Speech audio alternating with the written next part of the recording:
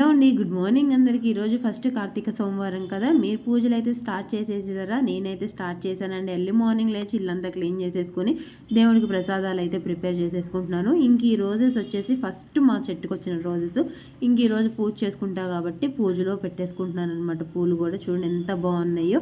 ఇంక ఫస్ట్ వచ్చేసి ఇంక ఒకటేమో శివుడికి పెట్టేసుకున్నాను. ఇంకొకటేమో లక్ష్మీదేవికి పెట్టాను. ఒకటేమో చేజారి కింద పడిపోయింది. ఇంక ప్రసాదాలు వచ్చేసి పులిహోర, పొంగలి, గుగ్గిళ్ళు అయితే చేసుకున్నాను. శివుడు ఆజ్ఞ లేనిదే చీమైనా కుట్టదు అంటారు. అన్ని బంధాల నుంచి నన్నెందుకు దూరం చేశాడో, నాకెందుకు దూరం చేశాడో నాకైతే తెలీదు. దేవుడు ఒకటిస్తే ఒకటి దూరం చేస్తాడు అని అంటారు. నాకు ఒకటిచ్చి అన్నిటినీ అందరినీ దూరం చేసేశాడు.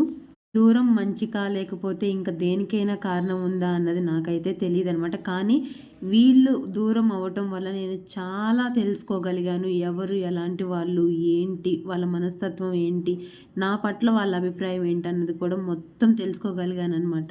ఏదైనా కానీ సందర్భం వచ్చినప్పుడే కదా ఎవరి మనసులో ఏముందో, ఎవరు ఎలాంటి వాళ్ళో, ఎవరు మన వాళ్ళో, ఎవరు పరాయి వాళ్ళో తెలిసేది.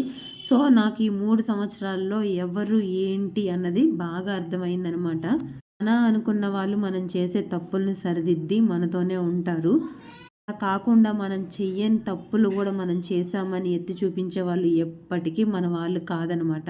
ఏమంటారు? అవునా? కాదా? అంతే కదా! మనం అనుకున్న వాళ్ళు ఎవరైనా సరే మనం ఒకవేళ తప్పు చేస్తుంటే ఇలా కాదు, ఇది మంచి, ఇది చెడు అని చెప్తారు. అలా చెప్పకుండా మనం చేసే తప్పుల్ని ఎత్తి చూపించేసి ఇది అని పదే పదే ముళ్ళులా గుచ్చుతున్నారు అని అంటే వాళ్ళు మన వాళ్ళు ఎందుకు అవుతారు?